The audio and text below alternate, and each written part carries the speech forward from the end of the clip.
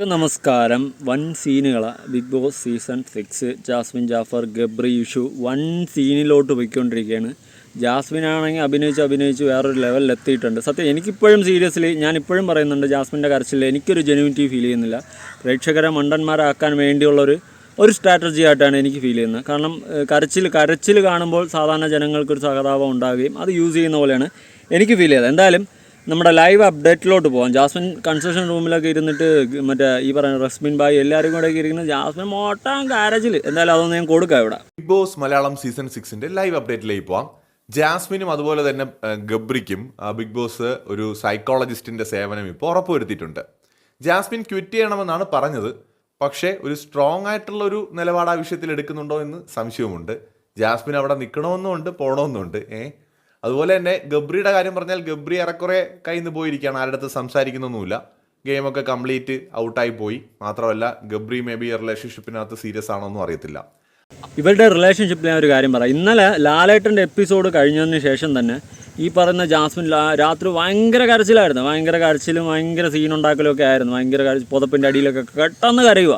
ഞാനൊരു കാര്യം ചോദിക്കട്ടെ, അന്ന് സ്വന്തം വാപ്പ വരെ വിളിച്ച് പറഞ്ഞു, മോളെ കളിക്കുന്നത് മാറ്റിപ്പിടി, അല്ലെങ്കിൽ പണിയാണ്, പാലും വെള്ളത്തിലാണ് എന്ന് പറഞ്ഞിട്ട് അതുപോലും കേൾക്കാണ്ട് അവൾ ഇമാതിരി അപരാധിത്തനം തന്നെയാണ് ഈ ഹൗസിൻ്റെ അകത്ത് കാണിച്ചു കൂട്ടിയത്, അല്ലേ? നിങ്ങളത് ഉറപ്പായിട്ടും നിങ്ങളുടെ അഭിപ്രായം കമൻറ്റ് ചെയ്യണം. കാരണം ഇത്രയും നെഗറ്റീവ് അവൾ തന്നെയാണ് ഉണ്ടാക്കി വെച്ചത്, അല്ലാതെ നമ്മൾ ആരുമില്ല. അവൾ തന്നെയാണ് കാണിക്കാൻ പാടില്ലാത്ത പല സാധനങ്ങളും അതിൻ്റെ അകത്ത് കാണിക്കുകയും അവൾ പുറത്ത് അത് മാസ് BGMൽ വരുന്നുണ്ട് എന്നുള്ളൊരു ചിന്ത കരുതി അവൾ തന്നെയാണ് ഉണ്ടാക്കി വെച്ചത്, അല്ലാതെ നമ്മളാരുമില്ല.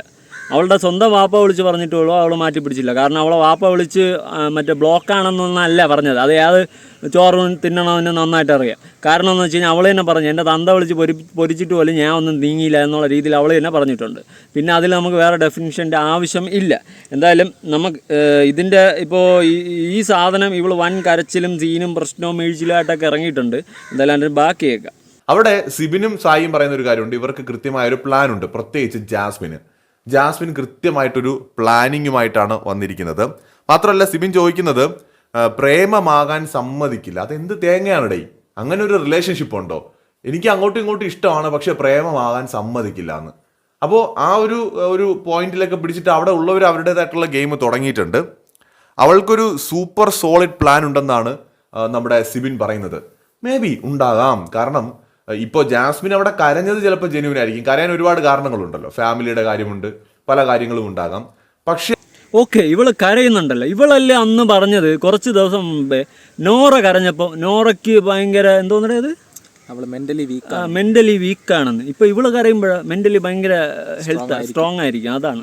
അതുകൊണ്ടായിരിക്കും ഇവള് ഇത്രയും കരച്ചിൽ കരയുന്നത്. നീ പറഞ്ഞതുപോലെ തന്നെ. പക്ഷേ നോറ ഇപ്പം കരയുന്നത് അതിപ്പോൾ ഒരാളുടെ ഇമോഷണൽ എനിക്കൊന്നും പറയാനായിട്ടില്ല. പക്ഷേ അവൾക്ക് വേണമെങ്കിൽ ആ സ്ട്രാറ്റജി മാറ്റി പിടിക്കായിരുന്നു. അവൾ അച്ഛൻ വിളിച്ച് വീട്ടുകാർ വിളിച്ച് ഇത്രയും കറക്റ്റായിട്ട് വീട്ടുകാർ വിളിച്ചൊരു കാര്യം പറഞ്ഞു കൊടുത്തിട്ടും പിന്നും അവൾ എന്തിനാണ് ഇതിലോട്ട് ഈ ഒരു റിലേഷൻ ഇത്രയും മുന്നോട്ട് കൊണ്ടുപോയെന്ന് എനിക്ക് മനസ്സിലാവും. അത് നിനക്ക് മനസ്സിലായില്ലേ? അവളെ വിചാരം എന്ന് വെച്ച് കഴിഞ്ഞാൽ എൻ്റെ ഈ ലവ് സ്ട്രാറ്റജി കണ്ടിട്ട് നാട്ടുകാർ പുറത്ത് BGM ഇട്ടിട്ട് മുൻപേ വാ എന്നൻപേ വാ ഇതുപോലെ BGM ഇട്ട് ആഘോഷിക്കുന്നുണ്ടെന്നാണ് അവൾ വിചാരിച്ചത്.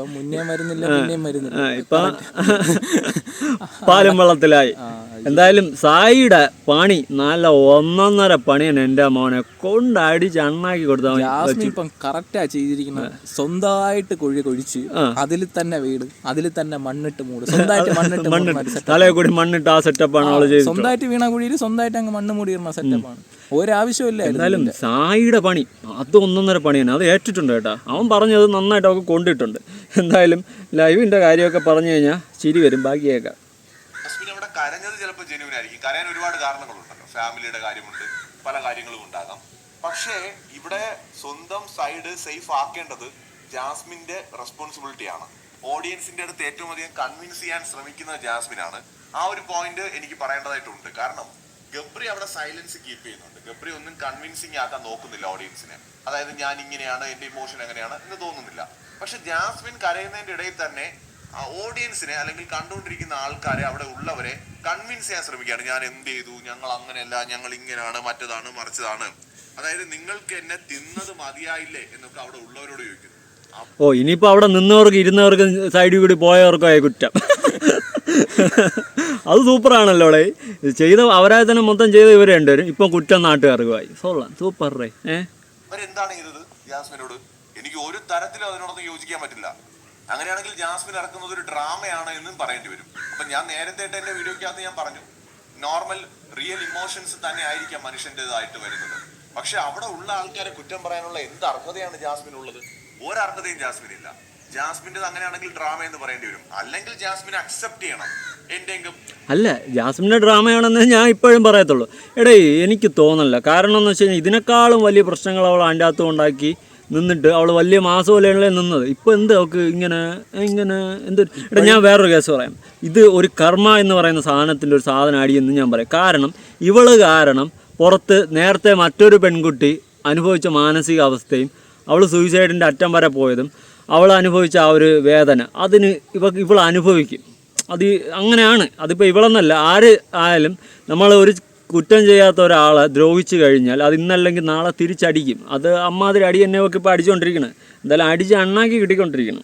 റിലേഷൻഷിപ്പ് ഞങ്ങൾക്ക് നിയന്ത്രിക്കാൻ പറ്റുന്നില്ല, അതുകൊണ്ടായിരിക്കാം നിങ്ങൾക്ക് അങ്ങനെയൊക്കെ തോന്നുന്നത്, ഞാനത് അക്സെപ്റ്റ് ചെയ്യുന്നു എന്ന് പറഞ്ഞു. അതൊക്കെയാണ്, സമ്മതിക്കാം, ന്യായമുണ്ട്. ഇത് നിങ്ങളുടെ റിലേഷൻഷിപ്പ് നിങ്ങൾക്ക് തന്നെ ഡിഫൈൻ ചെയ്യാൻ പറ്റുന്നില്ല. ഒരു റിയാലിറ്റി ഷോയിൽ നിങ്ങൾ ഗെയിം കളിക്കാൻ കയറിപ്പോയി, രണ്ടുപേരും ഗെയിം കളിക്കാൻ കയറിപ്പോയതിന് ശേഷം ഞാൻ ടാസ്കുകളൊക്കെ നന്നായിട്ട് ചെയ്യുന്നില്ല എന്ന് ചോദിക്കുകയാണേ. ഈ ടാസ്കുകൾ കളിക്കാനല്ലല്ലോ നിങ്ങൾ അവിടെ പോയത്. എന്തായാലും ബിഗ് ബോസ് എന്താണെന്ന് അറിയാതെ കയറിപ്പോയവരല്ല നിങ്ങൾ. ഇപ്പൊ ടാസ്ക് കളിയല്ല ബിഗ് ബോസ് നിങ്ങൾക്ക് അറിയാം. അപ്പോ അവിടെ ചെന്ന് നിങ്ങൾ ചെയ്യുന്ന ഓരോ പ്രവൃത്തികളും അവിടെ ക്വസ്റ്റ്യൻ ചെയ്യപ്പെടും. ആ സമയത്ത് കറക്റ്റ് ആയിട്ടുള്ള ഒരു മറുപടി പറയാൻ നിങ്ങൾക്ക് പറ്റുന്നില്ല എന്നുണ്ടെങ്കിൽ തീർച്ചയായിട്ടും കൂടുതൽ നിങ്ങൾ ചോദ്യം ചെയ്യലിനും അല്ലെങ്കിൽ വിചാരണയ്ക്കും വിധേയരാവുകയും ചെയ്യും. അപ്പൊ ഇരവാദം ഇറക്കിയിട്ട് കാര്യമൊന്നുമില്ല. അവിടെയുള്ള ഒരു മനുഷ്യനെ കുറ്റം പറയാനുള്ള അർഹത ജാസ്മിൻ ഇല്ല. അവിടെ അത് ഇവക്ക് ഇപ്പോഴെന്നല്ല, ഒരു ദിവസത്തിലും അവൾക്ക് ഒരു കുറ്റം പറയേണ്ട കാര്യമില്ല. പിന്നെ ഈ പറയുന്നത് പോലെ അവൾ ഇന്നലെ കൂടി ലാലേട്ടൻ ചോദിച്ച ദിവസം പോലും അവൾക്ക് അതിനൊരു ശുദ്ധമായൊരു ക്ലാരിഫിക്കേഷൻ അവളുടെ ഭാഗത്തുനിന്ന് ഇല്ല. അവൾ എന്താണ് പറയുന്നതെന്ന് എനിക്ക് ഇതുവരെ മനസ്സിലായി. ഇമോഷണലി ഡൗൺ ആയിട്ട് കുറെ കരയുന്നു, കുറെ കാര്യങ്ങൾ പറയുന്നു, അത്ര തന്നെ. എന്ന് പറഞ്ഞാൽ നമ്മൾ കൺവിൻസ് ചെയ്യാൻ നോക്കുന്നുണ്ട് മാക്സിമം. പക്ഷേ ക്ലാരിഫിക്കേഷൻ വരുന്നില്ല. രണ്ട് വാക്കിൽ തീർക്കാന്നുള്ള കാര്യമേ ഉള്ളൂ. ഒന്നീ നമ്മൾ റിലേഷനിലാണ് ഒറ്റ വാക്ക്, ഒരു പ്രശ്നമില്ല. റിലേഷനിലാണെന്ന് പറഞ്ഞിട്ട് അവിടെ ആരെയും അവരെ പിടിച്ച് കൊല്ലാനോ തിന്നാനോ ഒന്നും പോകുന്നില്ല. റിലേഷനിലാണ്, അല്ലെങ്കിൽ ഒറ്റ വാക്ക്, നമ്മൾ റിലേഷനിലല്ല. നമ്മളിങ്ങനെയാണ്, പക്ഷെ നമ്മൾ റിലേഷനിലല്ല. അല്ല, ഇത് പക്കയായിട്ട് DJ സിബിന് അവന് കാര്യങ്ങൾക്ക് വ്യക്തമായിട്ട് അറിയാം. അവന് ഇവളുടെ കള്ളക്കരച്ചിലൊന്നും കണ്ടിട്ട് അവൻ വീഴത്തില്ല. ബാക്കി അവിടെ കുറേ രശ്മിനും അപ്സരയൊക്കെ വീഴുന്നുണ്ട്. എനിക്ക് പേഴ്സണലി യോജിപ്പില്ല. ഞാനാണെങ്കിൽ വിടത്തില്ല. ഇപ്പോഴും ജാസ്മിൻ ശ്രമിച്ചുകൊണ്ടിരിക്കുന്നത്, കരയുന്നുണ്ട്, ഇമോഷൻസ് ഉണ്ട്, എല്ലാം ഉണ്ട്, സമ്മതിക്കാം. ഞാൻ പറയുന്നല്ലോ, ഞാൻ വിചാരിക്കുന്നു ചിലപ്പോൾ ജെന്യുവിൻ ഫീലിങ്സ് ആയിരിക്കും, ചിലപ്പോൾ ഗബ്രിയുടെ അടുത്ത് ജെന്യുവിൻ ലവ് ഉണ്ടാവും. എല്ലാം നമുക്ക് സമ്മതിച്ചു കൊടുക്കാം. പക്ഷെ ഈ ജെന്യുവിൻ ലവ് ഉണ്ടെങ്കിൽ അതങ്ങ് തുറന്നു പറയണം. അല്ലാണ്ട് ഇങ്ങനെ വെച്ച് ഇപ്പോഴും തീരാവുന്ന ആ ഒരു കാര്യത്തിൽ തീരാവുന്ന പ്രശ്നമേ ഉള്ളൂ. ജെന്യുവിൻ ലവ് ആണെങ്കിൽ അങ്ങ് തുറന്നു പറയണം. പുറത്തിറങ്ങുമ്പോഴുള്ള കാര്യമല്ലേ അത്. പിന്നീട് പുറത്തിറങ്ങി കഴിഞ്ഞാൽ ഇവർക്ക് വേറൊരു ജീവിതമുണ്ട്, അതത്രേ ഉള്ളൂ. ഇത് അകത്ത് ഇത്രയും വലിയൊരു സ്ട്രെസ് അനുഭവിക്കേണ്ട ഒരാവശ്യമില്ല. ഇങ്ങനെ ഒരു ചെറിയൊരു ഇഷ്യൂവിൽ, ഈ ഒരു ചെറിയ ഇഷ്യൂവിൽ തുടങ്ങിയാണ് ഇത്രയും വലുതാവുമെന്ന് അവരും പ്രതീക്ഷ കാണൂല. പക്ഷെ ഇതിപ്പം എനിക്ക് തോന്നുന്നു അവരെ കൈവിട്ട് പോയി. എന്തായാലും ബാക്കിയാക്കാം. ഓഡിയൻസിനെ കൺവിൻസ് ചെയ്യാൻ വേണ്ടിയിട്ട് ഈ ഓരോന്നിരുന്ന് പറയുമ്പോൾ ആലോചിക്കേണ്ടത്, മറ്റുള്ളവരുടെ തലയിൽ ബ്ലെയിം കൊണ്ടുവയ്ക്കുമ്പോൾ ആലോചിക്കേണ്ടത് കണ്ടുകൊണ്ടിരിക്കുന്ന ആൾക്കാരൊന്നും പൊട്ടന്മാരൊന്നുമല്ല. പിന്നെ ജാസ്മിൻ ആരെയും പ്രൊവോക്ക് ചെയ്തിട്ടില്ലേ? ജാസ്മിൻ ആരുമായിട്ടും വഴക്കുണ്ടാക്കിയിട്ടില്ലേ? ജാസ്മിൻ ആരും ഒന്നും പറഞ്ഞിട്ടില്ലേ? ജാസ്മിനും ചെയ്തിട്ടുണ്ട്. ഈ റോക്കിയെ നിങ്ങൾ പ്രൊവോക്ക് ചെയ്തതോ ജാസ്മിനും ഗബ്രിയും കൂടെ ഇരുന്നിട്ട് ഭയാനകമായിട്ട് പ്രൊവോക്ക് ചെയ്തിട്ടില്ലേ? പ്രൊവോക്ക് ചെയ്ത് റോക്കി ഒടുക്കം പോയി പ്രോപ്പർട്ടി ഡാമേജ് ഇടിച്ചു വരുത്തിയതൊക്കെ നമ്മൾ കണ്ടതല്ലേ? ആരും മോശമൊന്നുമല്ല. സത്യം അന്ന് ഇവളും ഈ ഗബ്രിയും കൂടി എന്ത് പ്രൊവോക്കിംഗ് ആയിരുന്നു. അവൻ സത്യം ഞാൻ എൻ്റെ പല വീഡിയോസിലും പറഞ്ഞു, സിജോയ്ക്ക് കൊടുത്തിട്ട് പോയ ഇടി ഗബ്രിക്ക് അവൻ കൊടുത്തിട്ട് പോയാൽ ഞാൻ കൈയടിക്കുന്നു. അവൻ സൈഡിൽ പോയിട്ട് ഗ്ലാസ്സിൽ എന്തോ അല്ലേ അടിച്ചത്, അവൻ മുഖത്തടിക്കുമെന്നാണ് ഞാൻ വിചാരിച്ചത് പോയിട്ട്. എന്തായാലും അതിൻ്റെ ഒരു കുറവുണ്ടായിരുന്നു ഗബ്രിക്ക്. ബാക്കി ഇത് ഇരന്ന് വാങ്ങിയതാടേ, അതാണ് അതിൻ്റെ സത്യം. ഈ പറയുന്ന പോലെ പ്രൊവോക്ക് ചെയ്തിട്ടുണ്ട്, ഇറിറ്റേറ്റ് ചെയ്തിട്ടുണ്ട്. അപ്പൊ നിങ്ങൾ ചെയ്യുമ്പോ ഒക്കെ ഗെയിമോ, ബാക്കിയുള്ളവർ ചെയ്യുമ്പോൾ മാത്രം അത് വലിയ ക്രൂരതയായിട്ട് മാറുന്നു. അത് ഈ പരിപാടി നടക്കത്തില്ല ഈ സീസണിൽ. കാരണം പല സീസണിലും ഉള്ളൊരു പരിപാടിയാണ് ഈ ഒറ്റപ്പെട്ടിട്ട് എല്ലാവരും ചേർന്ന് ഞങ്ങളെ ഇതാക്കുന്നത്. അതിനൊക്കെ അതിൻ്റെതായ റീസൺസ് ആ ഒറ്റപ്പെടൽ നടത്തിയവരുടെ ഭാഗത്ത് പലപ്പോഴും ഉണ്ടായിരുന്നു. ഇവിടെ നിങ്ങളുടെ രണ്ടുപേരുടെയും ഭാഗത്ത് ആ ഒരു റീസൺ ഇല്ല ജാസ്മിൻ, ഒരു തരി പോലും ഇല്ല. നിങ്ങൾക്ക് നട്ടല് വേണം. ഒരാളെ പ്രണയമാണെങ്കിൽ എനിക്ക് അവനെ പ്രണയമാണ്, അല്ലാതെ പുറത്ത് റിലീജിയൻ, ഫാമിലി, പുറത്തെ കാമുകനെന്നൊക്കെ അങ്ങനെയുള്ളവർ അതിന് പോകരുത്. അങ്ങനെയുള്ളവർ അന്തസ്സായിട്ട് അതിന് പോകും. ഇതിപ്പോഴേ ഒറ്റ കാര്യമേ ഉള്ളൂ, അവർക്ക് പ്രണയമാണ്, ഓക്കെ, അത് അവർ തുറന്ന് സമ്മതിക്കണം. പ്രണയമാണെങ്കിൽ സമ്മതിക്കണം. എന്നിട്ട് പ്രണയമാണെങ്കിൽ പ്രണയമാണ്, അതൊരു സൈഡിൽ, അതിന് പുറത്തിറങ്ങിയിട്ടുള്ള ബാക്കി കാര്യമല്ലേ. അവർ ചിലപ്പം കെട്ടാതിരിക്കുക, അത് ബാക്കിയുള്ള കാര്യം.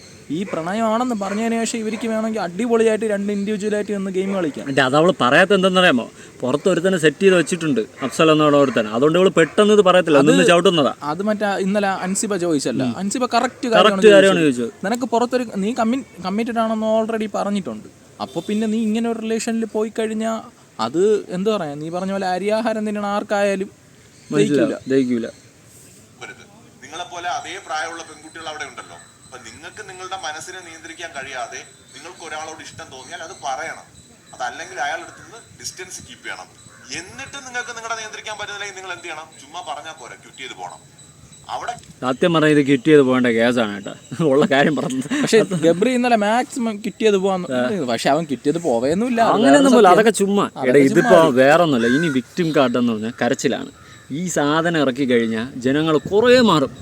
നമ്മളൊക്കെ ചീത്ത വിളിക്കും, ഈ പറയുന്ന ജാസ്മിനെ കുറ്റം പറയുന്ന എല്ലാവരും ചീത്ത വിളിക്കും.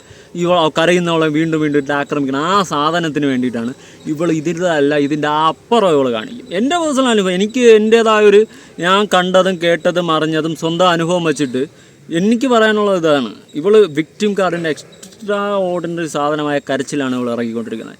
ഇനി ഇതല്ലാതെ ഇവൾക്ക് നിലനിൽക്കാൻ വേറെ ഒരു കാര്യവുമില്ല. അതുകൊണ്ട് തന്നെയാണ് അതുമായിട്ട് ബിഗ് ബോസ് ഇപ്പോൾ അവർക്ക് കൗൺസിലറിനെ സെറ്റ് ചെയ്ത് കൊടുത്തെന്നല്ലേ പറയാം. അതിൻ്റെ ഇത്രയും എനിക്ക് തോന്നുന്നു സീസണിൽ, ഇത്രയും വർഷത്തിൽ ആദ്യത്തെ സീസണിലാണ് ഇങ്ങനെ ഒരു കൗൺസിലറിനെയൊക്കെ അവരെ സെറ്റ് ചെയ്യേണ്ട അവസ്ഥ വന്നത്. സത്യം. ബിഗ് ബോസ് തന്നെ ആലോചിക്കണായിരിക്കും, വെറുതെ രണ്ടുപേരെ കയറ്റി ചുമ്മാ ഇങ്ങോട്ട് പണി മേടിച്ചോണ്ടിരിക്കുകയാണ്. ചുമ്മാ പണി മേടിച്ചോണ്ടിരിക്കുകയാണ്. ആവശ്യമില്ലാത്ത കണ്ടന്റും പോകുന്നുണ്ട് എന്ന് പറഞ്ഞാൽ, ആവശ്യമില്ലാത്ത കുറെ കണ്ടന്റുകൾ പോകുന്നുണ്ട്. സത്യം. ഉള്ള വില കൂടെ കളയാനായിട്ട്. എന്തായാലും കൊള്ളാടേ. ഞാൻ ഇതിപ്പോൾ കഞ്ഞിയും പാത്രം ഞാൻ പറയാം, ഇപ്പോഴും ഞാൻ പറയാം, ഇറ്റ്സ് ഫേക്ക് ക്രൈം, കരച്ചിലാണ്. ഇതിൻ്റെ അപ്പുറം എനിക്കിതിലൊന്നും പറയാനില്ല. എന്തായാലും പക്ഷേ എനിക്ക് കരച്ചിൽ അതെങ്ങനെയാണെന്ന് എന്താ പറയാ, അത് അങ്ങനെ ഒരു ജഡ്ജിമെന്റിലോട്ട് ഞാൻ ഒരിക്കലും പോകില്ല. അതിപ്പം ചിലപ്പം എന്തുവാ തീരെ സങ്കടം തോന്നിയിട്ടായിരിക്കും കരഞ്ഞത്, ചിലപ്പം വരുത്തി കരഞ്ഞായിരിക്കാം. പക്ഷെ അത് ഒരാളുടെ മനുഷ്യന്റെ മനസ്സാണ്, നമുക്ക് ഒരിക്കലും വായിച്ചെടുക്കാൻ പറ്റൂല കറക്റ്റായിട്ട്. കാര്യമായിട്ടളിയാ ഒരു മനുഷ്യൻ വായിച്ചെടുക്കാൻ പറ്റൂല. അതുകൊണ്ട് എന്താണ് അവിടെ ഉദ്ദേശിച്ച് അവള് കരഞ്ഞതിനിപ്പോൾ സത്യമാണോ അല്ലേ എന്ന് ചോദിച്ചു കഴിഞ്ഞാൽ എനിക്ക് അറിഞ്ഞൂടാ. ഓക്കെ, എന്തായാലും ഇത്രയൊക്കെ ഉള്ളൂ. എനിക്ക് യോജിപ്പില്ല കേട്ടോ, എപ്പോഴും പറയാം, എനിക്ക് യോജിപ്പൊന്നുമില്ല. നിങ്ങളുടെ അഭിപ്രായങ്ങളും കൂടി ഉറപ്പായിട്ട് താഴെ കമന്റ്. പുതിയൊരു വീഡിയോ ആയിട്ടാണ്. ബൈ.